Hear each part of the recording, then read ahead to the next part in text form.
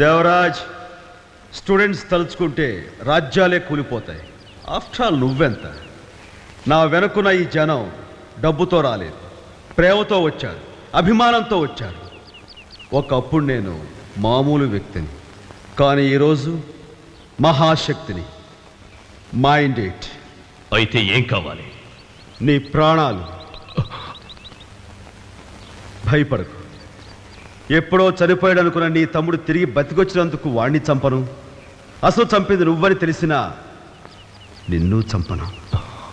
కారణం, నాకు జీవితాన్ని ప్రసాదించిన ఒక పెద్ద మనిషికి మాటిచ్చాను కాబట్టి. మరెందుకు వచ్చావు? ప్రియా,